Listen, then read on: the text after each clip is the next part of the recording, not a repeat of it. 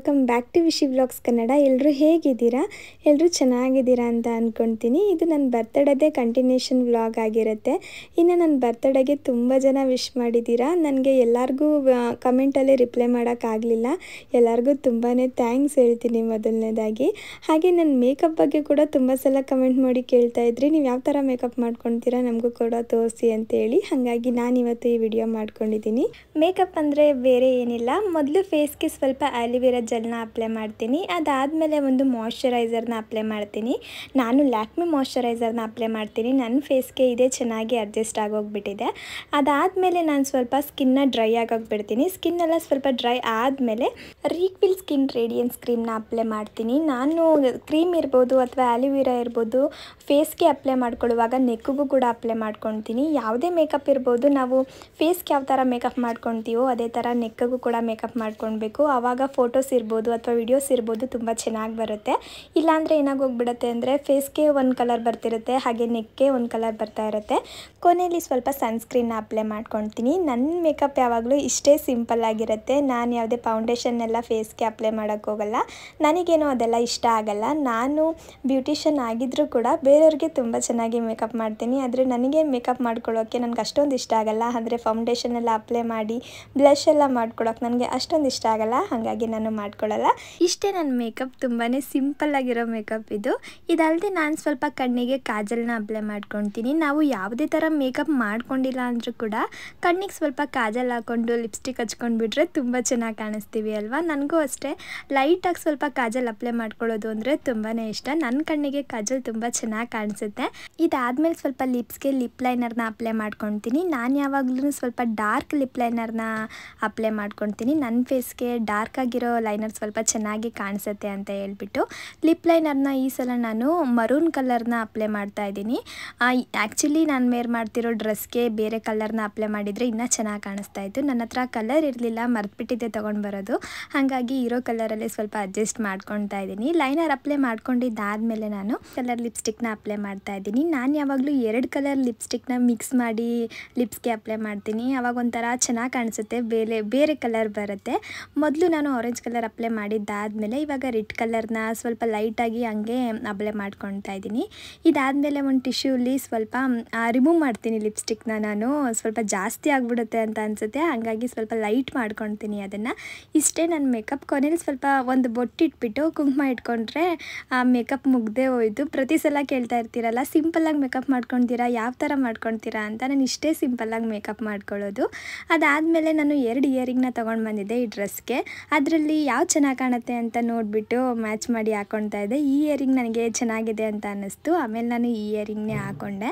ಅದಲ್ಲದೆ hair style ಕೂಡ ಸ್ವಲ್ಪ ಚೇಂಜ್ ಮಾಡಿಕೊಂಡೆ. ನನಗೆ ಆ ಹೇರ್ ಸ್ಟೈಲ್ ಚೆನ್ನಾಗಿ ಕಾಣಿಸ್ತಾ ಇಲ್ಲ ಅಂತ ಅನ್ನಿಸ್ತು. ಆಮೇಲೆ ಸ್ವಲ್ಪ ಲೈಟಾಗಿ ಕರ್ಲ್ನ ಮಾಡಿಕೊಂಡು ಹೇರ್ ಸ್ಟೈಲ್ನ ಮಾಡಿಕೊಂಡೆ. ಇನ್ನು ಬರ್ತಡೇಗೆ ಅಂತ ಹೇಳ್ಬಿಟ್ಟು ಇವಾಗೆಲ್ಲ ಮಿನಿ ಥಿಯೇಟರ್ಗೆ ಹೋಗ್ತಾರೆ ಅಲ್ವಾ, ಹಾಗೆ ನಾವು ಕೂಡ ಇವತ್ತು ಮಿನಿ ಥಿಯೇಟರ್ಗೆ ಬಂದಿದ್ದು.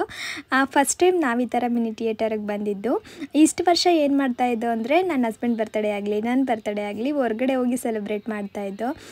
ನನಗೆ ಯಾವ ಥರ ಅಂದರೆ ಯಾವುದಾದ್ರೂ ಬೆಟ್ಟಕ್ಕೆ ಹೋಗೋದು, ಅಂದರೆ ನಂದಿ ಹಿಲ್ಸ್ಗೋ ಅಥವಾ ದೇವರಾಯನ ದುರ್ಗ ಇರುತ್ತಲ್ಲ ಅಲ್ಲೆಲ್ಲ ಹೋಗೋದು, ಬೆಳಗ್ಗೆನೇ ಹೋಗಿ ಸ್ವಲ್ಪ ಅಲ್ಲಿನ ನೇಚರ್ನೆಲ್ಲ ಎಂಜಾಯ್ ಮಾಡೋದು ತುಂಬಾ ಇಷ್ಟ ಆಗುತ್ತೆ. ಈ ಸಲ ಆ ಥರ ಪ್ಲ್ಯಾನ್ ಮಾಡ್ಕೊಂಡಿರಲಿಲ್ಲ, ಹಾಗಾಗಿ ಮಿನಿ ಥಿಯೇಟರ್ಗೆ ನನ್ನ ಹಸ್ಬೆಂಡ್ ಕರ್ಕೊಂಡು ಬಂದಿದ್ದರು. ಇಲ್ಲೂ ಕೂಡ ತುಂಬ ಚೆನ್ನಾಗಿ ಎಂಜಾಯ್ ಮಾಡಿದೋ ನಾವು. ಎಲ್ಲರೂ ಬಂದಿದ್ದು ಅಲ್ವಾ, ಎಲ್ಲರೂ ಬಂದಿದ್ದರಿಂದ ತುಂಬ ಚೆನ್ನಾಗಿ ಎಂಜಾಯ್ ಮಾಡಿದೋ ಅಂತಲೇ ಹೇಳ್ಬೋದು. ಟೈಮ್ ಯಾವ ಥರ ಹೋಯಿತು ಅಂತಲೇ ನಮಗಲ್ಲಿ ಗೊತ್ತಾಗಲಿಲ್ಲ. ಈ ಸಲ ಸೆಲೆಬ್ರೇಷನ್ ಅಂತೂ ತುಂಬಾ ಚೆನ್ನಾಗಿತ್ತು. ಬರೀ ನಗುನೇ ಆಗೋಯ್ತು. ನಾನು ಹಾಗಾಗಿ ವಾಯ್ಸ್ ಓವರ್ ಕೊಡ್ತಾ ಇದ್ದೀನಿ. ಆಮೇಲೆ ನೀವು ಕಮೆಂಟ್ ಮಾಡ್ತೀರಾ ಆ ವ್ಲಾಗ್ ಪೂರ್ತಿ ಬರೀ ನಿಮ್ಮ ನಗುನೇ ಕೇಳಿಸ್ತಾ ಇರುತ್ತೆ ಅಂತ ಹೇಳ್ಬಿಟ್ಟು. ಅದೇನೋ ಗೊತ್ತಿಲ್ಲ, ನನಗೆ ರೂಢಿ ಆಗೋಗ್ಬಿಟ್ಟಿದೆ. ನಾನು ಯಾವಾಗಲೂ ನಗ್ತಾನೆ ಇರ್ತೀನಿ. ವಿಡಿಯೋ ಅಂತ ಅಲ್ಲ, ನಾನು ಸಾಮಾನ್ಯವಾಗಿ ವಿಡಿಯೋ ಮಾಡ್ಕೊಂಡಿಲ್ಲ ಅಂದರೂ ನಾನು ನಗ್ತಾನೆ ಇರ್ತೀನಿ. ಅದೇನೋ ನನಗೆ ಅಭ್ಯಾಸ ಆಗೋಗ್ಬಿಟ್ಟಿದೆ.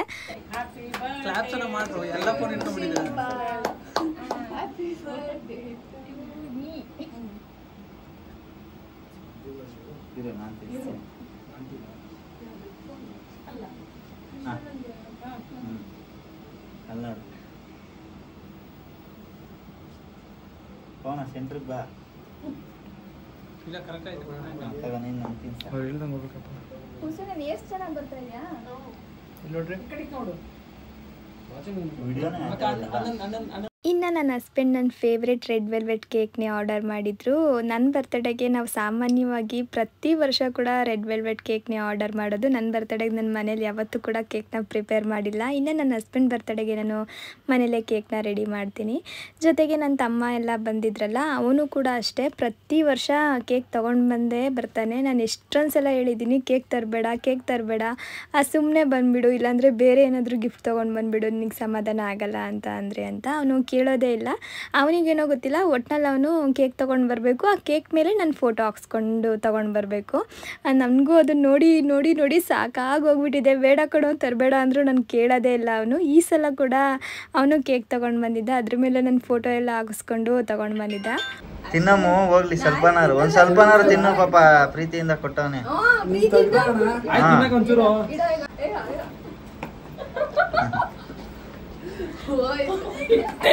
ಡಯಟ್ ಹೋಯ್ತಲ್ಲ. ಇನ್ನು ನನ್ನ ಹಸ್ಬೆಂಡ್ಗಂತೂ ಈ ಸ್ವೀಟ್ ಇರ್ಬೋದು ಅಥವಾ ಚಾಕ್ಲೇಟ್ಗಳಿರ್ಬೋದು ತುಂಬಾ ಇಷ್ಟ. ಅವ್ರಿಗೇನಾದರೂ ಈ ಥರ ಸಿಕ್ಬಿಟ್ರೆ ಅದೆಷ್ಟು ತಿಂತಾರೋ ಅವ್ರಿಗೆ ಗೊತ್ತಿಲ್ಲ. ಇವತ್ತು ಕೂಡ ಒಂದಿಷ್ಟು ತೊಗೊಂಡು ತಿಂತಾನೇ ಇದ್ದಾರೆ. ನಾನು ಅದನ್ನು ಹೇಳ್ತಾ ಇದ್ದೆ, ಎಷ್ಟು ತಿಂತಾ ಇದೆಯಪ್ಪೋ, ಇಷ್ಟೊಂದು ತಿಂದರೆ ಒಂದೇ ಸಲ ಅಷ್ಟೇ ಅಂತ ಎಲ್ಲ ಹೇಳ್ಬಿಟ್ಟು. ಇನ್ನು ಅಲ್ಲಿ ಕುರ್ಕುಲ್ ತಿಂಡಿ ಅಂದರೆ ನಮ್ಮ ಕುಸ್ಮಾ, ಅವಳಿಗೂ ಕೂಡ ಅಷ್ಟೇ ಚಾಕ್ಲೇಟ್ ಇರ್ಬೋದು, ಕೇಕ್ ಇರ್ಬೋದು ಅಥವಾ ಯಾವುದೇ ಥರ ಸ್ನ್ಯಾಕ್ಸ್ ಇರ್ಬೋದು ಎವಿ ತಿಂತಾಳೆ ಅವಳು. ಕೈಗೆ ಸಿಕ್ಕಿದ್ರೆ ಸಾಕು ತಿಂತಾನೇ ಇರ್ತಾಳೆ. ಇನ್ನು ನನ್ನ ತಮ್ಮ ಕೇಕ್ ತೊಗೊಂಡು ಬಂದಿದ್ನಲ್ಲ, ಅದನ್ನು ಇವಾಗ ಕಟ್ ಮಾಡೋಣ ಅಂತ ಹೇಳ್ಬಿಟ್ಟು ರೆಡಿ ಮಾಡ್ತಾಯಿದ್ರು. ಕೇಕ್ ಮಾತ್ರ ನನಗೆ ತುಂಬಾ ಇಷ್ಟ ಆಯಿತು. ಅಂದರೆ ಅವನು ಯಾವಾಗಲೂ ತರೋ ಕೇಕ್ ಏನು ಮಾಡಿರ್ತಾರೆ ಅಂದರೆ ಸ್ವೀಟ್ ಸ್ವಲ್ಪ ಜಾಸ್ತಿ ಮಾಡಿಬಿಟ್ಟಿರ್ತಾರಲ್ಲ, ನಮಗೆ ತಿನ್ನೋಕೆ ಅಷ್ಟೊಂದು ಇಷ್ಟ ಆಗೋಲ್ಲ, ಹೆವಿ ಸ್ವೀಟ್ ಅಂತ ಅನಿಸುತ್ತೆ. ಆದರೆ ನೋಡೋಕೆ ಮಾತ್ರ ತುಂಬಾ ಚೆನ್ನಾಗಿರುತ್ತೆ ಕೇಕು, ಅಷ್ಟು ಚೆನ್ನಾಗಿ ಡಿಸೈನ್ ಮಾಡಿಸಿ ತೊಗೊಂಡು ಬಂದಿರ್ತಾನೆ. ಇನ್ನು ನನ್ನ ತಮ್ಮನ್ನಂತೂ ಎಲ್ಲರೂ ತುಂಬ ಚೆನ್ನಾಗಿ ರೇಗಿಸ್ತಾಯಿದ್ರು. ಯಾಕಂದರೆ ಅವ್ನು ಯಾವಾಗಲೂ ಅಷ್ಟೇ ನಾಚ್ಕೊತಾನೆ, ಬೇಗ ಎಲ್ಲರ ಜೊತೆ ಮಿಂಗಲ್ ಆಗಲ್ಲ, ಸ್ವಲ್ಪ ಮುಜುಗರ ಪಟ್ಕೊತಾನೆ. ಹಾಗಾಗಿ ಸುಮ್ಮನೆ ತಮಾಷೆಯಾಗಿ ರೇಗಿಸ್ತಾ ಇದ್ರು. ವಿಷ್ಣುವರ್ಧನ್ ಅಂತ ಹಾಕ್ಸ್ಕೊಂಡಿದ್ದೆ ನಾನು, ಸ್ಟಾರ್ಟಿಂಗ್ ಅಲ್ಲ ಭಾವನ ಹೆಸರು ಹಾಕ್ಸ್ಕೊಂಡಿದ್ದೇನೆ ಅನ್ಕೊಂಡೆ. ಸಾರಿ, ನಾನು ಕಿಚ್ಚ ಸುದೀಪ್ ಅಂದೆ, ಆಕ್ಚುಲಿ ವಿಷ್ಣುವರ್ಧನ್ ಫ್ಯಾನ್ ಅಂತೆ. ಸಾಹಸ ಸಿಂಹ ವಿಷ್ಣುವರ್ಧನ್ ಕಡ್ಗೆ ಅನ್ನಿ ಬರೋ ಒಂದ್ಸರಿ ನೋಡಿ. ಇವಳು ಮತ್ತೆ ಇನ್ನೊಂದು ಕೇಕ್ ಸಿಗುತ್ತೆ ಅಂತ ಫಸ್ಟೇ ಯಾರು ಬೇಕಾದ್ರೆ ನಿಂತ್ಕೋಬಹುದು, ಆತರ ಹೆಸರು ಹಾಕ್ಸಿದೀನಿ. ಭಾವ ಒಬ್ರು ಬಿಟ್ಟು ಅಕ್ಕ ಅಂತ ಆಯ್ತಲ್ಲ, ಅದಕ್ಕೆ ಭಾವ.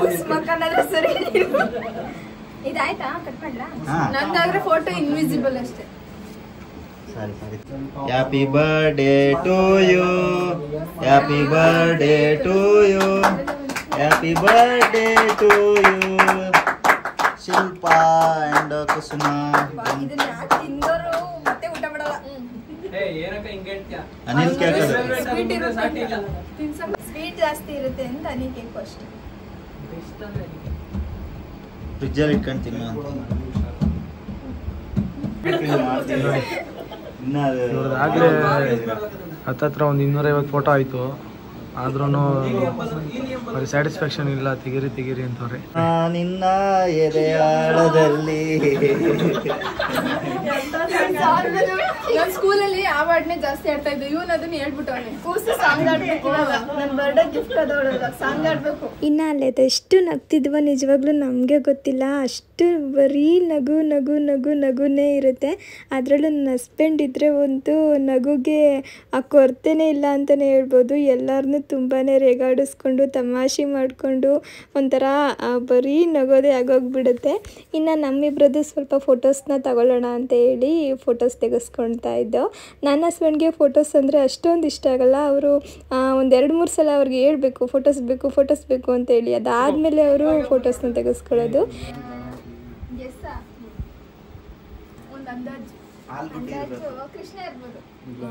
ಕೃಷ್ಣ ಅವಾಗಲೇ ಕೊಡ್ಸಿದ್ದೆ.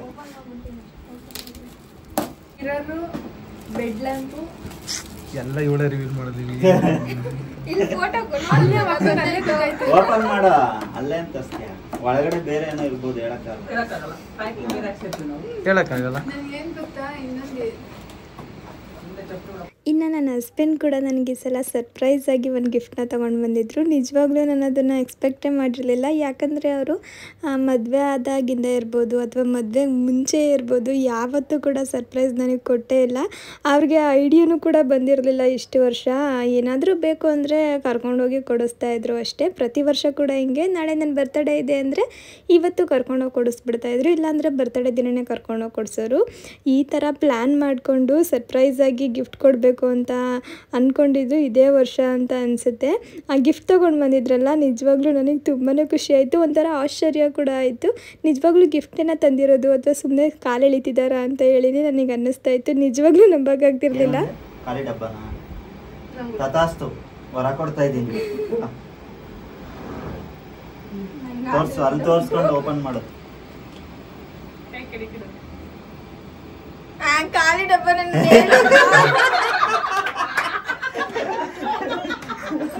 ಇನ್ನೇನ್ ಕೊಡ್ತಾರೆ, ಇಷ್ಟೆಲ್ಲ ಅರೇಂಜ್ ಮಾಡಿಲ್ವಾ?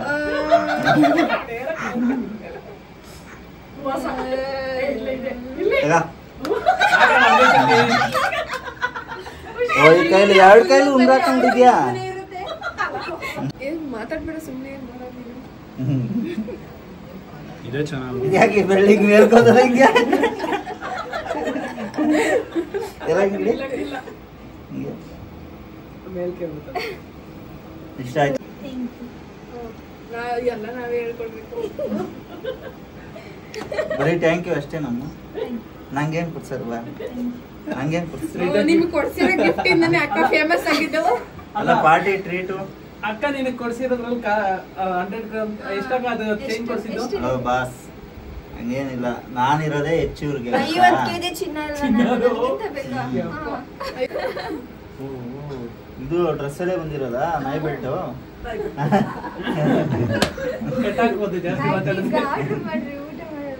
ಹಾ ಮಾಡ್ರಿ ಮಾಡ್ರಿ. ನನಗೆ ಈ ಥರ ಸರ್ಪ್ರೈಸಾಗಿ ಗಿಫ್ಟ್ ಕೊಟ್ಟರೆ ತುಂಬಾ ಇಷ್ಟ ಆಗುತ್ತೆ. ನಾನು ಯಾವಾಗಲೂ ಇದನ್ನು ಎಕ್ಸ್ಪೆಕ್ಟ್ ಮಾಡ್ತೀನಿ. ಅಂದರೆ ಗೋಲ್ಡೇ ಕೊಡಬೇಕು ಅಂತ ಅಲ್ಲ, ಬೇರೆ ಏನು ಕೊಟ್ಟರು ಕೂಡ ನನಗೆ ತುಂಬಾ ಖುಷಿ. ಆದರೆ ಅದು ಸರ್ಪ್ರೈಸ್ ಆಗಿರಬೇಕು. ಇಷ್ಟು ವರ್ಷ ಯಾವತ್ತೂ ಅವ್ರು ಈ ಥರ ಸರ್ಪ್ರೈಸ್ ಕೊಟ್ಟಿರಲಿಲ್ಲ. ಈ ಸಲ ಸರ್ಪ್ರೈಸಾಗಿ ಗಿಫ್ಟನ್ನ ತಂದು ಕೊಟ್ರಲ್ಲ, ಅದು ನನಗೆ ತುಂಬಾ ಖುಷಿ ಆಯಿತು. ಟೇಸ್ಟ್ ಇರಬೇಕು. ಹೆಂಗಿದೆ ಕ್ಯಾಮ್ರಾಮನ್? ಸೂಪರಾ? ನೀವು ಸರ್ ಹೇಳ ಹೆಂಗಿದೆಯೋ? ನನ್ನ ವ್ಲಾಗ್ ಹಾಕ್ರಿ. ಹೆಂಗಿದೆ ಕುರ್ಕುಲ್ ರಾಣಿ? ಚೆನ್ನಾಗಿದೆಯಾ? ನಮ್ಮ ಸೈಲೆಂಟ್ ರಾಜ ಆರಾಮಾಗಿ ಸೈಲೆಂಟಾಗಿ ಊಟ ಮಾಡ್ತಿದ್ದಾರೆ. ಇನ್ನು ಊಟಕ್ಕೆ ಯಾರ್ಯಾರಿಗೆ ಏನೇನು ಬೇಕೋ ಆರ್ಡರ್ ಮಾಡ್ಕೊಂಡಿದ್ರು. ನಾನು ವೆಜಿಟೇಬಲ್ ಪುಲಾವ್ನ ತೊಗೊಂಡಿದ್ದೆ. ಇನ್ನು ವೆಜ್ ತಿನ್ನೋರು ವೆಜ್ ಆರ್ಡರ್ ಮಾಡ್ಕೊಂಡಿದ್ರು, ನಾನ್ ವೆಜ್ ತಿನ್ನೋರು ನಾನ್ ವೆಜ್ ಆರ್ಡರ್ ಮಾಡ್ಕೊಂಡಿದ್ರು. ನನ್ನ ಹಸ್ಬೆಂಡ್ ಚಿಕನ್ ಬಿರಿಯಾನಿ ತೊಗೊಂಡಿದ್ರು ತುಂಬ ಆಸೆಪಟ್ಟು. ಆದರೆ ಒಂದು ಸ್ವಲ್ಪ ಕೂಡ ಚೆನ್ನಾಗಿರಲಿಲ್ಲ ಅಂತೆ. ಇನ್ನು ಊಟ ಎಲ್ಲ ಮುಗಿಸ್ಕೊಂಡು ನಾವು ಮನೆಗೆ ಹೊರಡೋ ಅಷ್ಟರಲ್ಲಿ ಸುಮಾರು ಒಂದು 11 ಗಂಟೆ ಆಗಿತ್ತು. Hi all, welcome back. ಭಾನುವಾರ ಬೆಳಗ್ಗೆಯಿಂದ ನಾನು ಮತ್ತೆ ವ್ಲಾಗ್ನ ಶುರು ಮಾಡ್ಕೊಂಡಿದ್ದೀನಿ. ರಾತ್ರಿ ಬರೋದೇ ಸ್ವಲ್ಪ ಲೇಟ್ ಆಗೋಯಿತು, ಅಂದರೆ ಒಂದು 11:15 ಆಯಿತು. ಹಾಗಾಗಿ ನನಗೆ ವ್ಲಾಗ್ನ ಎಂಡ್ ಮಾಡೋಕ್ಕೂ ಕೂಡ ಆಗಲಿಲ್ಲ. ಇನ್ನು ಬೆಳಗ್ಗೆ ಸ್ವಲ್ಪ ಸ್ಪೆಷಲ್ ಮಾಡೋಣ ಅಂತ ಹೇಳಿ ಪ್ಲ್ಯಾನ್ ಮಾಡ್ಕೊಂಡಿದ್ದೀನಿ. ಯಾಕಂದರೆ ರಾತ್ರಿ ನನ್ನ ಹಸ್ಬೆಂಡ್ ತುಂಬ ಆಸೆಪಟ್ಟು ಚಿಕನ್ ಬಿರಿಯಾನಿನ ಆರ್ಡ್ರ್ ಮಾಡಿಕೊಂಡ್ರು. ಆದರೆ ಅಲ್ಲಿ ಒಂದು ಚೂರು ಕೂಡ ಚೆನ್ನಾಗಿರಲಿಲ್ವಂತೆ, ತುಂಬ ಕೆಟ್ಟದಾಗಿತ್ತು, ಸ್ವಲ್ಪನೂ ಚೆನ್ನಾಗಿರಲಿಲ್ಲ ಅಂತ ಹೇಳ್ತಾಯಿದ್ರು. ಒಂದು ಬಿರಿಯಾನಿನ 3 ಜನ ಶೇರ್ ಮಾಡಿಕೊಂಡು ತಿಂದ್ಕೊಂಡ್ರು, ವೇಸ್ಟ್ ಮಾಡಬಾರ್ದು ಅಂತ ಹೇಳಿ. ಇನ್ನು ನನ್ನ ತಮ್ಮ ಕೂಡ ಅಲ್ಲಿ ಊಟ ಮಾಡಲಿಲ್ಲ. ಅವನು ದೇವಸ್ಥಾನಕ್ಕೆ ಹೋಗಬೇಕು ಅಂತ ಹೇಳಿ ಕೇಕ್ ಕಟ್ ಆದ ತಕ್ಷಣವೇ ಅವನು ಹೊರಟ್ಬಿಟ್ಟ. ಇನ್ನು ಪಾಪ ನನ್ನ ಹಸ್ಬೆಂಡು ಕೂಡ ಊಟ ಮಾಡಲಿಲ್ಲ ಅಲ್ಲ ಸರಿಯಾಗಿ, ನನ್ನ ತಮ್ಮ ಕೂಡ ಊಟ ಮಾಡಲಿಲ್ಲ ಅಲ್ವಾ. ಇಬ್ರಿಗೂ ಇವತ್ತು ಸ್ಪೆಷಲ್ ಏನಾದರೂ ಮಾಡೋಣ ಅಂತ ಹೇಳಿ ಎಲ್ಲನೂ ರೆಡಿ ಮಾಡಿ ಇಟ್ಕೊಂಡಿದ್ದೀನಿ. ಈ ಕಡೆ ಈರುಳ್ಳಿ, ಮೆಣಸಿನ್ಕಾಯಿ, ಬಿರಿಯಾನಿಗೆ ಬೇಕಾಗಿರೋ ಮಸಾಲೆ ಎಲ್ಲ ರೆಡಿ ಮಾಡ್ಕೊಂಡಿದ್ದೀನಿ. ಹಾಗೆ ಚಿಕನ್ ಕೂಡ ತೊಳೆದಿಟ್ಬಿಟ್ಟಿದ್ದೀನಿ. ಇವತ್ತು ಚಿಕನ್ ದೊನ್ನೆ ಬಿರಿಯಾನಿ ಮಾಡ್ತಾಯಿದ್ದೀನಿ. ಅದ್ರ ಜೊತೆಗೆ ಸ್ವಲ್ಪ ಚಿಕನ್ ಚಾಪ್ಸ್ ಕೂಡ ಮಾಡ್ತಾಯಿದ್ದೀನಿ. ನಮ್ಮ ಮನೇಲಿ ನನಗೆ ಚಿಕನ್ ದೊನ್ನೆ ಬಿರಿಯಾನಿ ಅಂದರೆ ತುಂಬಾ ಇಷ್ಟ. ನನ್ನ ಹಸ್ಬೆಂಡ್ಗಾಗಲಿ ನನ್ನ ತಮ್ಮನಿಗಾಗಲಿ ಇವ್ರಿಗೆಲ್ಲರಿಗೂ ಈ ಬಿರಿಯಾನಿ ತುಂಬ ಇಷ್ಟಪಟ್ಟು ತಿಂತಾರೆ. ಅದ್ರ ಜೊತೆಗೆ ಸ್ವಲ್ಪ ಚಾಪ್ಸ್ ಇರಲೇಬೇಕು. ಚಾಪ್ಸ್ ಇಲ್ಲ ಅಂದ್ರೂ ಚಿಕನ್ ಫ್ರೈ ಏನಾದರೂ ಇರಲೇಬೇಕು ನಮ್ಮ ಮನೇಲಿ. ಯಾವುದೇ ಬಿರಿಯಾನಿ ಮಾಡಿದ್ರು ಅದಕ್ಕೊಂದು ಸೈಡ್ ಡಿಶ್ ಇರಬೇಕು, ಇಲ್ಲಾಂದರೆ ಅವ್ರು ಬಿರಿಯಾನಿನೇ ತಿನ್ನೋಕೆ ಹೋಗಲ್ಲ. ಹಾಗಾಗಿ ಎರಡೂ ಕೂಡ ಮಾಡ್ತಾಯಿದ್ದೀನಿ. ಆ ರೆಸಿಪಿನೂ ಕೂಡ ನಾನು ನಿಮಗೆ ತೋರಿಸ್ತೀನಿ. ಬನ್ನಿ ವ್ಲಾಗ್ನೂ ಕೂಡ ಶುರು ಮಾಡ್ಕೊಂಡು ಬಿಡೋಣ. ಇನ್ನು ಇವಾಗ ಬಿರಿಯಾನಿ ಮಾಡ್ಕೊಳ್ಳೋಕ್ಕೆ ಎಲ್ಲನೂ ರೆಡಿ ಮಾಡ್ಕೊಳ್ತಾ ಇದ್ದೀನಿ. ಅಂದರೆ ಜೀರಾ ರೈಸಲ್ಲಿ ದಮ್ ಬಿರಿಯಾನಿ ಮಾಡಿದ್ರೆ ತುಂಬಾ ರುಚಿಯಾಗಿ ಬರುತ್ತೆ. ಹಾಗಾಗಿ ಮೊದಲು ಜೀರಾ ರೈಸ್ನ ನೆನೆಸಿಟ್ಬಿಡೋಣ ಅಂತ ಹೇಳಿ ಒಂದು ಬೌಲ್ಗೆ ನಾನು 1.5 ಕಪ್ಪಷ್ಟು ಜೀರಾ ರೈಸ್ನ ತೊಗೊಂಡಿದ್ದೀನಿ. ಈ ಕಪ್ಪಲ್ಲಿ ನಾನು ತೊಗೊಂಡಿರೋದು ಸುಮಾರು ಒಂದು ಅರ್ಧ ಕೆ ಜಿಗಿಂತ ಕಡಿಮೆ ಬರುತ್ತೆ. ಅಂದರೆ ಒಂದು 400 ಗ್ರಾಮ್ ಬರುತ್ತೆ ಅಂತಲೇ ಅಂದ್ಕೊಳ್ತೀನಿ. ಅರ್ಧ ಕೆ ಜಿ ಬರಲ್ಲ, 400 ಗ್ರಾಮ್ ಬರುತ್ತೆ. ಇದನ್ನು ನೀರು ಹಾಕ್ಬಿಟ್ಟು ಒಂದು ಅರ್ಧ ಗಂಟೆ ನೆನೆಲಿಕ್ಕೆ ಎತ್ತಿಟ್ಬಿಡ್ತೀನಿ. ಇದು ಸ್ವಲ್ಪ ಚೆನ್ನಾಗಿ ನೆನ್ಕೊಳ್ಬೇಕು, ಆವಾಗ ಬಿರಿಯಾನಿ ಚೆನ್ನಾಗಿ ಬರುತ್ತೆ. ಇವಾಗ ಇನ್ನೊಂದು ಬೌಲ್ಗೆ ಚಿಕನ್ನ ಮ್ಯಾರಿನೇಟ್ ಮಾಡ್ಕೊಂಡು ಬಿಡೋಣ ಅಂತ ಹೇಳಿ ಒಂದು ಅರ್ಧ ಟೀ ಸ್ಪೂನ್ ಅರಶಿನದ ಪುಡಿ ಸೇರಿಸ್ಕೊಳ್ತಾ ಇದ್ದೀನಿ. 1 ಸ್ಪೂನ್ ಆಗುವಷ್ಟು ಚಿಲ್ಲಿ ಪೌಡರ್ನ ಸೇರಿಸ್ಕೊಳ್ತಾ ಇದ್ದೀನಿ. ಹಾಗೆ 1 ಸ್ಪೂನ್ ಆಗುವಷ್ಟು ಶುಂಠಿ ಬೆಳ್ಳುಳ್ಳಿ ಪೇಸ್ಟ್ನ ಸೇರಿಸ್ಕೊಳ್ತಾ ಇದ್ದೀನಿ. 1 ಸ್ಪೂನ್ಗಿಂತ ಕಡಿಮೆನೇ ನಾನು ಶುಂಠಿ ಬೆಳ್ಳುಳ್ಳಿ ಪೇಸ್ಟ್ ಹಾಕೊಂಡಿರೋದು. ಹಾಗೆ ಒಂದು ಅರ್ಧ ಸ್ಪೂನ್ ಆಗುವಷ್ಟು ಬಿರಿಯಾನಿ ಪೌಡರ್ನ ಸೇರಿಸ್ಕೊಂಡಿದ್ದೀನಿ. ಬಿರಿಯಾನಿ ಪೌಡರ್ ನಾನು ಮನೇಲೇ ರೆಡಿ ಮಾಡ್ಕೊಳ್ಳೋದು. ರೆಸಿಪಿ ಬ್ಲಾಗಲ್ಲಿ ನಾನು ಅಪ್ಲೋಡ್ ಮಾಡಿದ್ದೀನಿ, ಆ ಲಿಂಕ್ನ ಬೇಕಾದರೆ ನಾನು ಡಿಸ್ಕ್ರಿಪ್ಷನಲ್ಲಿ ಕೊಟ್ಟಿರ್ತೀನಿ, ನೀವು ಚೆಕ್ ಮಾಡ್ಕೊಳ್ಬೋದು. ಹಾಗೆ ಇವಾಗ ಒಂದು 3 ಸ್ಪೂನ್ ಆಗೋವಷ್ಟು ಮೊಸರನ್ನ ಸೇರಿಸ್ಕೊಳ್ತಾ ಇದ್ದೀನಿ. ಕೆಲವರು ದೊನ್ನೆ ಬಿರಿಯಾನಿಗೆ ಮೊಸರನ್ನ ಸೇರಿಸ್ಕೊಳ್ಳಲ್ಲ, ನಾನು ಮೊಸರು ಸೇರಿಸ್ಕೊಳ್ತೀನಿ, ನನಗೆ ಇಷ್ಟ ಆಗುತ್ತೆ. ಹಾಗೆ ಇವಾಗ ಒಂದು ಅರ್ಧ ನಿಂಬೆಹಣ್ಣನ್ನ ಕೂಡ ಸೇರಿಸ್ಕೊಳ್ತಾ ಇದ್ದೀನಿ. ನಿಂಬೆಹಣ್ಣು ಹಾಕೋದ್ರಿಂದ ಚಿಕನ್ ತುಂಬ ಸಾಫ್ಟಾಗಿ ಬರುತ್ತೆ ಅಂತ ಹೇಳಿ ಅರ್ಧ ನಿಂಬೆಹಣ್ಣಲ್ಲಿ ಸ್ವಲ್ಪ ನಿಂಬೆಹಣ್ಣ ಉಳಿಸ್ಕೊಂಡಿದ್ದೀನಿ. ಕೊನೆಯಲ್ಲಿ ನಾವು ಬಿರಿಯಾನಿಗೆ ಹಾಕೊಳ್ಳೋಕ್ಕೆ ಬೇಕಾಗತ್ತೆ ಅಂತ ಹೇಳಿ ಇವಾಗ ಈ ಮಸಾಲೆನ ಸ್ವಲ್ಪ ಚೆನ್ನಾಗಿ ಮಿಕ್ಸ್ ಮಾಡ್ಕೊಳ್ತಾ ಇದ್ದೀನಿ. ಮಿಕ್ಸ್ ಮಾಡ್ಕೊಂಡಿದ್ದಾದಮೇಲೆ ಒಂದು ಅರ್ಧ ಕೆ ಜಿ ಚಿಕನ್ನ ನೀಟಾಗಿ ತೊಳ್ಕೊಂಡ್ಬಿಟ್ಟು ಈ ಮಸಾಲೆಗೆ ಸೇರಿಸ್ಕೊಳ್ತಾ ಇದ್ದೀನಿ. ಚಿಕನ್ ಹಾಕೋದ್ಮೇಲೆ ನಾವು ಕೈಯಲ್ಲೇ ಮಿಕ್ಸ್ ಮಾಡ್ಕೊಳ್ಬೇಕು. ಸ್ಪೂನಲ್ಲೆಲ್ಲ ಮಿಕ್ಸ್ ಮಾಡ್ಕೊಳ್ಳೋಕೆ ಹೋದರೆ ಅದು ನೀಟಾಗಿ ಮಿಕ್ಸ್ ಆಗಲ್ಲ. ಒಂದು ಕಡೆ ಮಸಾಲೆ ಇಟ್ಕೊಂಡಿರುತ್ತೆ, ಇನ್ನೊಂದು ಕಡೆ ಮಸಾಲೆ ಇಟ್ಕೊಂಡೇ ಇರಲ್ಲ. ಹಾಗಾಗಿ ನಾನು ಕೈಯಲ್ಲೇ ಚೆನ್ನಾಗಿ ಮಿಕ್ಸ್ ಮಾಡಿಬಿಟ್ಟು ಒಂದು ಅರ್ಧ ಗಂಟೆ ಎತ್ತಿಟ್ಬಿಡ್ತೀನಿ. ಒಂದು ಅರ್ಧ ಗಂಟೆ ಇದು ಚೆನ್ನಾಗಿ ಮ್ಯಾರಿನೇಟ್ ಆಗಬೇಕು. ಇದು ಚೆನ್ನಾಗಿ ಮ್ಯಾರಿನೇಟ್ ಆದರೆ ಚಿಕನ್ ತುಂಬಾ ಜ್ಯೂಸಿಯಾಗಿ ಬರುತ್ತೆ, ಹಾಗೆ ಚೆನ್ನಾಗಿ ಕೂಡ ಇರುತ್ತೆ. ಇನ್ನು ಅಕ್ಕಿ ಎಲ್ಲ ನೆನ್ಕೊಳ್ಳಿಕ್ಕೆ ಸುಮಾರು ಒಂದು ಅರ್ಧ ಗಂಟೆನಾದರೂ ಟೈಮ್ ಬೇಕಾಗುತ್ತೆ. ಅಷ್ಟರಲ್ಲಿ ಸ್ವಲ್ಪ ಮಸಾಲೆಗೆ ರೆಡಿ ಮಾಡ್ಕೊಂಡು ಬಿಡೋಣ ಅಂತ ಹೇಳಿ ಒಂದು ಕಡಾಯಿಗೆ ನಾನು 1 ಟೀ ಸ್ಪೂನ್ ಆಗುವಷ್ಟು ಎಣ್ಣೆನ ಸೇರಿಸ್ಕೊಳ್ತಾ ಇದ್ದೀನಿ. ಎಣ್ಣೆ ಸ್ವಲ್ಪ ಬಿಸಿ ಆದಮೇಲೆ ಅದಕ್ಕೆ 1 ಇಂಚಷ್ಟು ಚಕ್ಕೆ, ಒಂದು 4 ಲವಂಗನ ಸೇರಿಸ್ಕೊಳ್ತಾ ಇದ್ದೀನಿ. 1 ಟೀ ಸ್ಪೂನ್ ಅಲ್ಲ, 1 ಸ್ಪೂನ್ ಆಗುವಷ್ಟು ಎಣ್ಣೆನ ಸೇರಿಸ್ಕೊಳ್ಳಿ. ಇವಾಗ 1-2 ಏಲಕ್ಕಿನ ಸೇರಿಸ್ಕೊಂಡಿದ್ದೀನಿ. ಇದ್ರ ಜೊತೆಗೆ 1 ಟೀ ಸ್ಪೂನ್ ಆಗುವಷ್ಟು ಮೆಣಸು, 1 ಟೀ ಸ್ಪೂನ್ ಆಗುವಷ್ಟು ಸೋಂಪನ್ನ ಸೇರಿಸ್ಕೊಳ್ತಾ ಇದ್ದೀನಿ. ಹಾಗೆ ಒಂದು ಫುಲ್ ಗೆಡ್ಡೆನ ಬೆಳ್ಳುಳ್ಳಿನ ಬಿಡಿಸಿಟ್ಕೊಂಡಿದ್ದೆ, ಅದನ್ನು ಕೂಡ ಇವಾಗ ಸೇರಿಸ್ಕೊಂಡಿದ್ದೀನಿ. 1 ಫುಲ್ ಗೆಡ್ಡೆ ಬೆಳ್ಳುಳ್ಳಿ ತೊಗೊಂಡ್ರೆ ಸಾಕಾಗುತ್ತೆ. ಅರ್ಧ ಕೆ ಜಿ ಚಿಕನ್ ಮತ್ತು ಅರ್ಧ ಕೆ ಜಿ ರೈಸ್ನ ತೊಗೊಂಡಿರೋದ್ರಿಂದ ಒಂದು ಅರ್ಧ ಇಂಚಿನಷ್ಟು ಶುಂಠಿನ ಹಾಕ್ಕೊಳ್ತಾ ಇದ್ದೀನಿ. ನಾವು ಆಗಲೇ ಶುಂಠಿ ಬೆಳ್ಳುಳ್ಳಿ ಪೇಸ್ಟ್ ಹಾಕಿರೋದ್ರಿಂದ ಸ್ವಲ್ಪ ಕಡಿಮೆನೇ ಹಾಕ್ಕೊಂಡಿದ್ದೀನಿ. ಒಂದು 6-7 ಹಸಿರು ಮೆಣಸಿನ್ಕಾಯಿ, ಹಾಗೆ ಒಂದು ದೊಡ್ಡ ಈರುಳ್ಳಿನ ಕಟ್ ಮಾಡಿ ಸೇರಿಸ್ಕೊಂಡಿದ್ದೀನಿ. ಇಷ್ಟನ್ನು ಕೂಡ ಸ್ವಲ್ಪ ಚೆನ್ನಾಗಿ ಫ್ರೈ ಮಾಡ್ಕೊಳ್ಬೇಕು. ಈರುಳ್ಳಿ ಕಲರ್, ಮೆಣಸಿನ್ಕಾಯಿ ಕಲರೆಲ್ಲ ಚೆನ್ನಾಗಿ ಚೇಂಜ್ ಆಗಬೇಕು, ಅಲ್ಲಿವರೆಗೂ ನಾವು ಫ್ರೈ ಮಾಡ್ಕೊಳ್ಬೇಕು. ಇಷ್ಟು ಕಲರ್ ಚೇಂಜ್ ಆದರೆ ಸಾಕಾಗುತ್ತೆ. ಇವಾಗ ಇದನ್ನು ಒಂದು ಪ್ಲೇಟ್ಗೆ ನಾನು ಎತ್ತಿಟ್ಕೊಳ್ತಾ ಇದ್ದೀನಿ. ಇದು ಕಂಪ್ಲೀಟಾಗಿ ತಣ್ಣಗಾಗಬೇಕು, ಯಾಕಂದರೆ ಇದನ್ನು ನಾವು ರುಬ್ಕೊಳ್ಬೇಕು. ಹಾಗಾಗಿ ಇದು ತಣ್ಣಗಾಗಲಿ ಅಂತೇಳಿ ನಾನು ಎತ್ತಿಟ್ಕೊಂಡು ಬಿಡ್ತೀನಿ. ಇವಾಗ ಅದೇ ಕಡಾಯಿಗೆ 1 ಟೀ ಸ್ಪೂನ್ ಆಗುವಷ್ಟು ಎಣ್ಣೆ ಸೇರಿಸ್ಕೊಂಡು ಅದಕ್ಕೆ ಸ್ವಲ್ಪ ಕೊತ್ತಂಬರಿ, ಸ್ವಲ್ಪ ಪುದೀನ, 1 ಹಿಡಿಯಷ್ಟು ಪಾಲಕ್ ಸೊಪ್ಪನ್ನ ಹಾಕ್ಕೊಳ್ತಾ ಇದ್ದೀನಿ. ಪಾಲಕ್ ಸೊಪ್ಪು ಕ್ವಾಂಟಿಟಿ ಸ್ವಲ್ಪ ಜಾಸ್ತಿ ಇರಬೇಕು, ಕೊತ್ತಂಬರಿ ಪುದೀನ ಕ್ವಾಂಟಿಟಿ ಸ್ವಲ್ಪ ಕಡಿಮೆ ಇರಬೇಕು. ಪುದೀನ ಆದಷ್ಟು ಕಡಿಮೆನೇ ಹಾಕ್ಕೊಳ್ಬೇಕು, ಯಾಕಂದರೆ ಕಲರ್ ಒಂಥರ ಬೇರೆ ಥರ ಬಂದುಬಿಡುತ್ತೆ ಪುದೀನನ ಜಾಸ್ತಿ ಹಾಕೋದ್ರಿಂದ. ಪಾಲಕ್ ಸೊಪ್ಪು ಹಾಕೋದ್ರಿಂದ ಒಂದು ಒಳ್ಳೆ ಕಲರ್ ಬರುತ್ತೆ. ಈಗ ಫುಡ್ ಕಲರೆಲ್ಲ ಹಾಕಿ ಬಿರಿಯಾನಿ ಮಾಡ್ತಾರೆ ನೋಡಿ, ಅದೇ ಥರ ಕಲರು ಈ ಪಾಲಕ್ ಸೊಪ್ಪು ಹಾಕೋದ್ರಿಂದ ನಮಗೆ ಬರುತ್ತೆ. ಇವಾಗ ಈ ಮೆಣಸಿನ್ಕಾಯಿ ಎಲ್ಲ ಕಂಪ್ಲೀಟಾಗಿ ತಣ್ಣಗಾಗಿದೆ. ಇದನ್ನ ಇವಾಗ ಒಂದು ಜಾರ್ಗೆ ಹಾಕ್ಕೊಂಡು ಸ್ವಲ್ಪ ನೀರು ಹಾಕ್ಬಿಟ್ಟು ಸಣ್ಣದಾಗಿ ರುಬ್ಕೊಂಡು ಸ್ವಲ್ಪ ಚೆನ್ನಾಗಿ ರುಬ್ಕೊಳ್ಬೇಕು, ತರಿಯಾಗಿ ರುಬ್ಕೊಳ್ಳೋಕೆ ಹೋಗ್ಬಾರ್ದು. ನುಣ್ಣಗೆ ರುಬ್ಕೊಂಡ್ರೆ ಬಿರಿಯಾನಿ ಕೂಡ ತುಂಬ ಚೆನ್ನಾಗಿ ಬರುತ್ತೆ. ಇನ್ನು ಇನ್ನೊಂದು ಜಾರ್ಗೆ ನಾವು ಪಾಲಕ್ ಸೊಪ್ಪು, ಕೊತ್ತಂಬರಿ ಹಾಗೆ ಪುದೀನನ್ನ ಫ್ರೈ ಮಾಡಿ ಇಟ್ಕೊಂಡಿದ್ದು ನೋಡಿ, ಅದನ್ನು ಸೇರಿಸ್ಕೊಂಡು ಇದಕ್ಕೂ ಕೂಡ ಸ್ವಲ್ಪ ನೀರು ಹಾಕಿ ಸಪ್ರೇಟಾಗಿ ನಾವು ಪೇಸ್ಟ್ ಮಾಡ್ಕೊಳ್ಬೇಕು. ಇವಾಗ ನೀವು ಕಲರ್ ನೋಡ್ತಿರ್ಬೋದು ಎಷ್ಟು ಚೆನ್ನಾಗಿ ಬಂದಿದೆ ಅಂತೇಳಿ. ಇವಾಗ ಒಂದು ಕುಕ್ಕರ್ಗೆ ನಾನು ಸಾಸಿವೆ ಎಣ್ಣೆನ ಹಾಕ್ಕೊಳ್ತಾ ಇದ್ದೀನಿ. 1 ಸ್ಪೂನ್ ಆಗೋವಷ್ಟು ಸಾಸಿವೆ ಎಣ್ಣೆ ಹಾಕ್ಕೊಂಡಿದ್ದೀನಿ. ಹಾಗೆ 1 ಸ್ಪೂನ್ ಆಗೋವಷ್ಟು ತುಪ್ಪನ ಸೇರಿಸ್ಕೊಳ್ತಾ ಇದ್ದೀನಿ. ಎಣ್ಣೆ ತುಪ್ಪ ಎಲ್ಲ ಬಿಸಿ ಆದಮೇಲೆ ಒಂದು ಕಲ್ಲುವ, 1 ಟೀ ಸ್ಪೂನ್ ಆಗುವಷ್ಟು ಶಾಯಿ ಜೀರಾ, 1 ಏಲಕ್ಕಿ, ಜಾಪತ್ರೆ, 2 ಲವಂಗ, ಒಂದು ಅರ್ಧ ಇಂಚಷ್ಟು ಚಕ್ಕೆ, ಸ್ಟಾರ್ ಹೂವು, ಕಸೂರಿ ಮೆಥಿ, ಹಾಗೆ ಒಂದೇ ಒಂದು ಪಲಾವ್ ಎಲೆನ ಸೇರಿಸ್ಕೊಳ್ತಾ ಇದ್ದೀನಿ. ಪಲಾವ್ಗೆಲ್ಲ ಏನೇನು ಸ್ಪೈಸಸ್ ಹಾಕ್ತೀವಿ ನೋಡಿ, ಸೇಮ್ ಅದೇ ಸ್ಪೈಸಸ್ನ ಇವಾಗ ಹಾಕ್ಕೊಳ್ತಾ ಇದ್ದೀನಿ. ಹಾಗೆ ಒಂದು 2 ದೊಡ್ಡ ಈರುಳ್ಳಿನ ಸ್ವಲ್ಪ ಉದ್ದುದ್ದಾಗಿ ಕಟ್ ಮಾಡಿ ಇಟ್ಕೊಂಡಿದ್ದೆ, ಅದನ್ನು ಇವಾಗ ಇಲ್ಲಿ ಸೇರಿಸ್ಕೊಳ್ತಾ ಇದ್ದೀನಿ. ಇವು ಟೋಟಲಾಗಿ ನಾನು ಬಿರಿಯಾನಿಗೆ 3 ಈರುಳ್ಳಿನ ಬಳಸ್ಕೊಂಡಿದ್ದೀನಿ. ತುಂಬ ಈರುಳ್ಳಿ ಹಾಕ್ಬಿಟ್ರೂ ಕೂಡ ಒಂಥರ ಸ್ವೀಟ್ ಆಗೋಗ್ಬಿಡುತ್ತೆ. ಇಷ್ಟು ಈರುಳ್ಳಿ ಹಾಕೊಂಡ್ರೆ ತುಂಬಾ ರುಚಿಯಾಗಿ ಬರುತ್ತೆ. ಇನ್ನು ಈರುಳ್ಳಿ ಸ್ವಲ್ಪ ಚೆನ್ನಾಗಿ ಫ್ರೈ ಆಯಿತು ಅಂತ ಅಂದಮೇಲೆ ಒಂದೇ ಒಂದು ಟೊಮೊಟೊನ ನಾನು ಸಣ್ಣದಾಗಿ ಕಟ್ ಮಾಡಿಕೊಂಡು ಸೇರಿಸ್ಕೊಳ್ತಾ ಇದ್ದೀನಿ. ಇದನ್ನು ಸ್ಕಿಪ್ ಕೂಡ ಮಾಡ್ಬೋದು, ಕೆಲವರು ಟೊಮೊಟೊ ಹಾಕಲ್ಲ, ಆದರೆ ನನಗೆ ಟೊಮೊಟೊ ಹಾಕಿದ್ರೇ ಇಷ್ಟ ಆಗೋದು, ಹಾಗಾಗಿ ನಾನು ಬಿರಿಯಾನಿಗೆ ಟೊಮೊಟೊ ಹಾಕ್ತೀನಿ. ಟೊಮೊಟೊ ತುಂಬ ಸಾಫ್ಟ್ ಆಗಬೇಕು ಅಂತ ಕೂಡ ಏನಿಲ್ಲ, ಸ್ವಲ್ಪ ಫ್ರೈ ಮಾಡ್ಕೊಂಡಿದ್ದಾದಮೇಲೆ ನಾವು ಮ್ಯಾರಿನೇಟ್ ಮಾಡಿ ಇಟ್ಕೊಂಡಿದ್ದು ನೋಡಿ ಚಿಕನ್ನು, ಅದನ್ನು ಇವಾಗ ಸೇರಿಸ್ಕೊಳ್ತಾ ಇದ್ದೀನಿ. ಇಷ್ಟೆಲ್ಲ ಮಾಡ್ಕೊಳ್ಳೋ ಅಷ್ಟರಲ್ಲಿ ಸುಮಾರು ಒಂದು 35-40 ನಿಮಿಷ ಆಗಿತ್ತು. ಅಷ್ಟರಲ್ಲಿ ಚಿಕನ್ ಕೂಡ ಚೆನ್ನಾಗಿ ನುಣ್ಕೊಂಡಿತ್ತು. ಇವಾಗ ಆ ಚಿಕನ್ ಹಾಕ್ಬಿಟ್ಟು ಸ್ವಲ್ಪ ಹಂಗೆ ಮಿಕ್ಸ್ ಮಾಡಿಕೊಂಡು ನಾವು ಈರುಳ್ಳಿ ಮಸಾಲೆನ ರುಬ್ಬಿಟ್ಟಿದ್ದು ನೋಡಿ ಅದನ್ನ ಇವಾಗ ಸೇರಿಸ್ಕೊಳ್ತಾ ಇದ್ದೀನಿ. ಅಂದರೆ ಈರುಳ್ಳಿ ಬೆಳ್ಳುಳ್ಳಿ ಎಲ್ಲನೂ ಫ್ರೈ ಮಾಡಿಕೊಂಡು ರುಬ್ಬಿಟ್ಕೊಂಡಿದ್ವಲ್ಲ ಆ ಮಸಾಲೆನ ಇವಾಗ ಸೇರಿಸ್ಕೊಂಡು ಸ್ವಲ್ಪ ಚೆನ್ನಾಗಿ ಮಿಕ್ಸ್ ಮಾಡಿಕೊಂಡು ಒಂದು 5 ನಿಮಿಷ ನಾನು ಹಂಗೆ ಬೇಯಲಿಕ್ಕೆ ಬಿಡ್ತೀನಿ. ಒಂದು 5-10 ನಿಮಿಷ ಬೇಯೋಕೆ ಬಿಟ್ಟರು ಕೂಡ ಒಳ್ಳೆಯದು. ಅದ್ರದ್ದು ಹಸಿ ವಾಸನೆ ಇರುತ್ತಲ್ಲ ಅದೆಲ್ಲ ಹೋಗುತ್ತೆ. ನಾವು ಹುರ್ಕೊಂಡಿರೋದ್ರಿಂದ ಅಷ್ಟೊಂದು ಹಸಿ ವಾಸನೆ ಇರಲ್ಲ, ಆದರೂ ಕೂಡ ಸ್ವಲ್ಪ ಚೆನ್ನಾಗಿ ಹುರ್ಕೊಳ್ಬೇಕು. ಏನೇ ಆಗಲಿ ಸ್ವಲ್ಪ ಚೆನ್ನಾಗಿ ಫ್ರೈ ಮಾಡಿಕೊಂಡ್ರೆ ರುಚಿ ಚೆನ್ನಾಗಿ ಬರೋದು.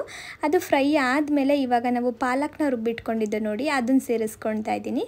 ಈ ಮಸಾಲೆನ ಸೇರಿಸಿದ್ಮೇಲೆ ಕಲರ್ ಫುಲ್ಲು ಚೇಂಜ್ ಆಗುತ್ತೆ. ಎಷ್ಟು ಚೆನ್ನಾಗಿ ಕಾಣಿಸ್ತಾ ಇದೆ ನೀವು ನೋಡ್ತಿರ್ಬೋದು, ಒಂದು ಒಳ್ಳೆ ಕಲರ್ ಬರುತ್ತೆ ಅಂತಲೇ ಹೇಳ್ಬೋದು. ಇವಾಗ ಲಿಡ್ ಕ್ಲೋಸ್ ಮಾಡಿಬಿಟ್ಟು ಒಂದು 10 ನಿಮಿಷ ನಾನು ಚೆನ್ನಾಗಿ ಬೇಯಲಿಕ್ಕೆ ಬಿಟ್ಬಿಡ್ತೀನಿ. ಅದು ಚೆನ್ನಾಗಿ ಬೆಂದ ಮೇಲೆ ಎಣ್ಣೆ ಎಲ್ಲ ಬಿಟ್ಕೊಳುತ್ತೆ. ಎಣ್ಣೆ ಎಲ್ಲ ಬಿಟ್ಕೊಂಡು ಚಿಕನ್ ಒಂದು 50 ಭಾಗ ಬೆಂದಿರುತ್ತೆ ಅಂತಲೇ ಹೇಳ್ಬೋದು. ಇದೆಲ್ಲ ಎಣ್ಣೆ ಬಿಟ್ಕೊಂಡಿದ್ದಾದಮೇಲೆ ನಾನು ನೀರನ್ನ ಸೇರಿಸ್ಕೊಳ್ತಾ ಇದ್ದೀನಿ. ನಾನು 1.5 ಗ್ಲಾಸಷ್ಟು ಅಕ್ಕಿನ ತೊಗೊಂಡಿರೋದ್ರಿಂದ ಬರೀ 2 ಗ್ಲಾಸಷ್ಟು ನೀರನ್ನ ಸೇರಿಸ್ಕೊಳ್ತಾ ಇದ್ದೀನಿ. ಇನ್ನೂ 1 ಗ್ಲಾಸ್ ಯಾಕೆ ಸೇರಿಸ್ತಿಲ್ಲ ಅಂದರೆ ಆ ಚಿಕನ್ನಲ್ಲೇ ಸಾಕಷ್ಟು ನೀರಿರುತ್ತೆ, ಆ ಮಸಾಲೆ ರುಬ್ಕೊಂಡಿರೋದ್ರಲ್ಲೂ ಕೂಡ ನೀರಿರುತ್ತೆ. ಇನ್ನು ನಾವು 1 ಗ್ಲಾಸ್ ನೀರನ್ನ ಎಕ್ಸ್ಟ್ರಾ ಸೇರಿಸ್ಬಿಟ್ರೆ ಅನ್ನ ಎಲ್ಲ ಒಂಥರ ಗಂಜಿ ಥರ ಆಗೋಗ್ಬಿಡುತ್ತೆ. 1.5 ಲೋಟದಲ್ಲಿ ಅಕ್ಕಿ ತೊಗೊಂಡ್ರೆ ನಾವು 2 ಲೋಟದಷ್ಟು ನೀರು ಹಾಕೊಂಡ್ರೆ ಸಾಕಾಗುತ್ತೆ. ಸ್ವಲ್ಪ ನೀರು ಚೆನ್ನಾಗಿ ಕುದ್ದಿದೆ ಅನ್ನುವಾಗ ಅಕ್ಕಿ ನೆನೆಸಿಟ್ಟಿದ್ದು ನೋಡಿ ಅದನ್ನ ಇವಾಗ ಸೇರಿಸ್ಕೊಳ್ತಾ ಇದ್ದೀನಿ. ಸೇರಿಸ್ಕೊಂಡು ಸ್ವಲ್ಪ ಚೆನ್ನಾಗಿ ಮಿಕ್ಸ್ ಮಾಡ್ಕೊಳ್ತೀನಿ. ಅದೊಂದು ಕುದಿ ಬರಬೇಕು.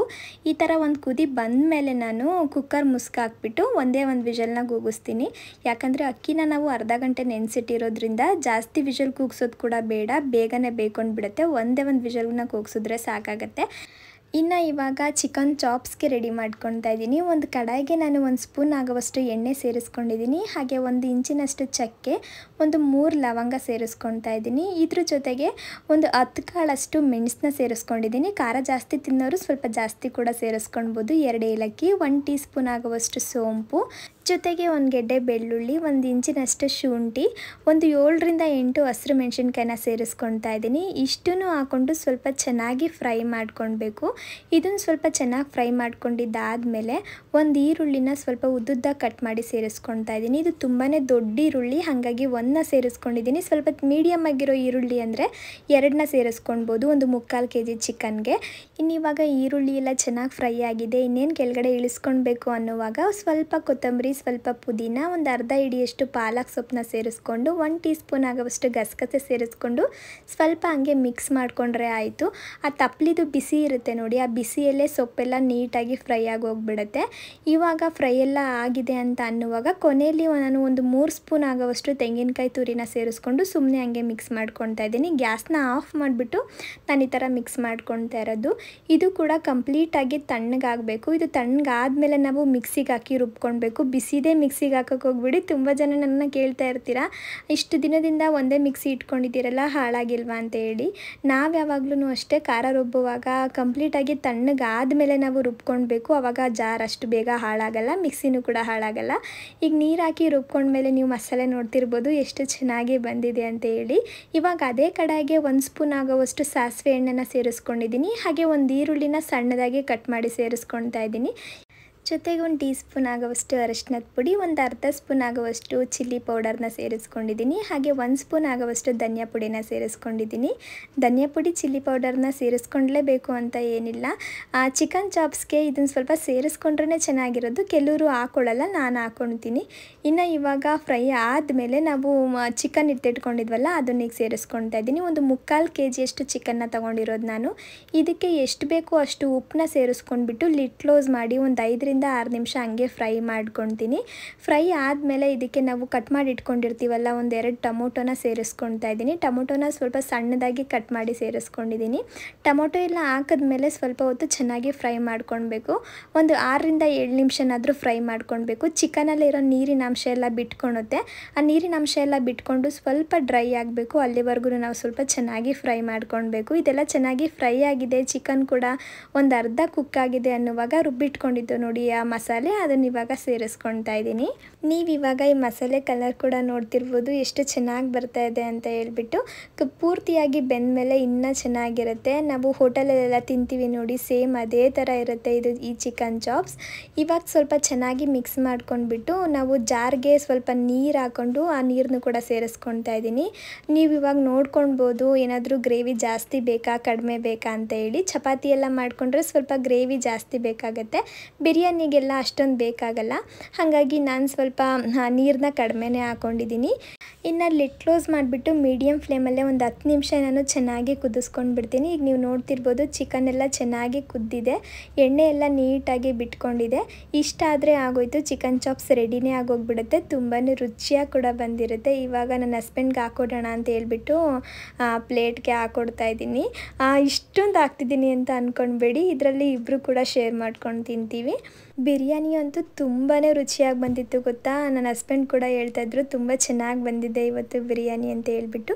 ಚಿಕನ್ ಚಾಪ್ಸ್ ಕೂಡ ಚೆನ್ನಾಗೇ ಬಂದಿತ್ತು. ನೀವು ಕೂಡ ಮನೇಲಿ ಒಂದ್ಸಲ ಟ್ರೈ ಮಾಡಿ ನೋಡಿ. ದೊನ್ನೆ ಬಿರಿಯಾನಿ ಜೊತೆಗೆ ಚಿಕನ್ ಚಾಪ್ಸ್ ಒಂದು ಒಳ್ಳೆ ಕಾಂಬಿನೇಷನ್ ಅಲ್ವಾ. ತಗೋಪ್ಪು. What is this?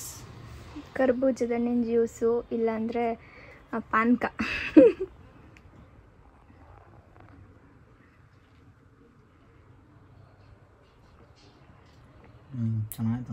ಚೆನ್ನಾಗಿದೆಯಾ? ಬಿಸಿಲಿಗೆ ಈ ಥರ ಕೂಲಾಗಿ ಕುಡಿತಾ ಇದ್ರೆ ಎನ್ಸ್ತಾ ಇರುತ್ತೆ. ಆಪಲ್ ಹಾಕಿದೆ ಇದಕ್ಕೆ? ಇಲ್ಲ ಇಲ್ಲ, ಕರ್ಬೂಜ.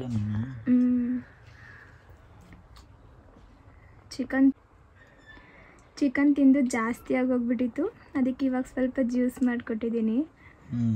ಇವಾಗ ಸ್ವಲ್ಪ ತಲೆಗೆ ಪ್ಯಾಕ್ ಹಾಕ್ಕೊಳ್ಬೇಕು. ಬೇಸಿಗೆಗೆ ಫುಲ್ಲು ತಲೆ ಎಲ್ಲ ಇಚ್ಚಿಂಗ್ ಶುರುವಾಗಿ ಹೋಗ್ಬಿಟ್ಟಿದೆ. ನಾನೇ ಹಾಕ್ಕೊಡ್ತೀನಿ. ರೆಡಿ ಮಾಡಲಾ? ಪ್ಯಾಕ್ ರೆಡಿ ಮಾಡ್ಕೊಳ್ಳ ಹಂಗಾದ್ರೆ. ಇನ್ನು ಇವಾಗ ಬೇಸಿಗೆ ಅಲ್ವಾ, ಸೆಕೆಗೆ ಕೆಲವ್ರಿಗೆ ತಲೆಯಲ್ಲಿ ಇಚ್ಚಿಂಗ್ ಶುರುವಾಗಿ ಹೋಗ್ಬಿಡುತ್ತೆ. ನನಗೂ ಕೂಡ ಸೇಮ್ ಅದೇ ಥರ ಆಗಿದೆ. ಡ್ಯಾಂಡ್ರಫ್ಗೂ ಕೂಡ ಕೆಲವೊಮ್ಮೆ ಇಚ್ಚಿಂಗ್ ಶುರುವಾಗುತ್ತೆ ಅಂತಲೇ ಹೇಳ್ಬೋದು. ಹಾಗಾಗಿ ಪ್ಯಾಕ್ನ ರೆಡಿ ಮಾಡ್ಕೊಳ್ತಾ ಇದ್ದೀನಿ. ಒಂದು ಬೌಲ್ಗೆ ನಾನು ಒಂದು 3 ಸ್ಪೂನ್ ಆಗುವಷ್ಟು ಮೊಸರನ್ನ ಹಾಕ್ಕೊಂಡಿದ್ದೀನಿ. ಹಾಗೆ ಎಗ್ ವೈಟ್ನ ಸೇರಿಸ್ಕೊಳ್ತಾ ಇದ್ದೀನಿ. ಇದ್ರ ಜೊತೆಗೆ ಒಂದು ಅರ್ಧ ನಿಂಬೆಹಣ್ಣ ಸೇರಿಸ್ಕೊಂಡಿದ್ದೀನಿ. ಒಂದು ಮೊಟ್ಟೆಲಿರೋ ಎಗ್ ವೈಟ್ನ ಸೇರಿಸ್ಕೊಳ್ತಾ ಇರೋದು.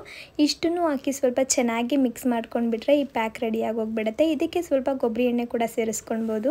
ಈ ಪ್ಯಾಕ್ನ ಅಪ್ಲೈ ಮಾಡೋದ್ರಿಂದ ಇಚ್ಚಿಂಗ್ ಅಲ್ಲದೆ ಡ್ಯಾಂಡ್ರಫ್ ಕೂಡ ಕಡಿಮೆ ಆಗುತ್ತೆ. ಹಾಗೆ ಕೂದಲು ಕೂಡ ತುಂಬಾ ಸಾಫ್ಟ್ ಆ್ಯಂಡ್ ಸಿಲ್ಕಿ ಆಗುತ್ತೆ ಅಂತಲೇ ಹೇಳ್ಬೋದು. ಇದು ಹೊಸ ಐಡಿಯಾ ನೋಡಿ. ಯಾವುದಾದ್ರೂ ಮನೇಲಿ ಸ್ಪ್ರೇ ಬಾಟ್ಲ್ ಇದ್ದರೆ ಅದಕ್ಕೆ ಲಿಕ್ವಿಡ್ನ ಮಿಕ್ಸ್ ಮಾಡಿಕೊಂಡು ಸ್ಪ್ರೇ ಮಾಡ್ತಾ ಇದ್ದಾರೆ. ಕೈ ಗಲೀಜಾಗುತ್ತೆ ಅಂತ. ಕೈಯಲ್ಲೇ ಕಮ್ಮಿ ಯೂಸ್ ಮಾಡೋದು, ಡೈರೆಕ್ಟ್ ಹಾಕೊಂಡ್ರೆ ಸುಮ್ಮನೆ ವೇಸ್ಟ್ ಆಯ್ತದೆ, ಕೆಳಗಡೆ ಎಲ್ಲ ಹರಿಯುತ್ತೆ.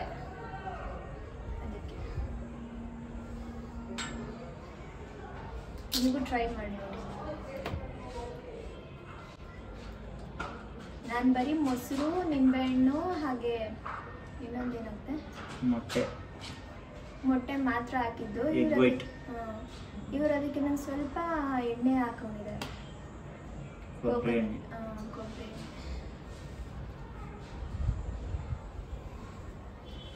ತಣ್ಣಗಾಗ್ತಾ ಇದೆ. ಇನ್ನು ಈ ವ್ಲಾಗ್ನು ಕೂಡ ಮುಗಿಸ್ತಾ ಇದ್ದೀನಿ. ಈ ವ್ಲಾಗ್ ನಿಮಗೆ ಇಷ್ಟ ಆಗಿದ್ರೆ ಪ್ಲೀಸ್ ಒಂದು ಲೈಕ್ ಮಾಡಿ. ಇನ್ನೂ ಯಾರಾದರೂ ನನ್ನ ಚಾನಲ್ನ ಸಬ್ಸ್ಕ್ರೈಬ್ ಮಾಡದೆ ನೋಡ್ತಾ ಇದ್ದರೆ ಸಬ್ಸ್ಕ್ರೈಬ್ ಮಾಡ್ಕೊಂಡು ನೋಡಿ. ಮತ್ತೆ ನಾನು ನೆಕ್ಸ್ಟ್ ವ್ಲಾಗಲ್ಲಿ ಸಿಗ್ತೀನಿ. ಅಲ್ಲಿವರೆಗೂ ಟೇಕ್ ಕೇರ್, ಬಾಯ್.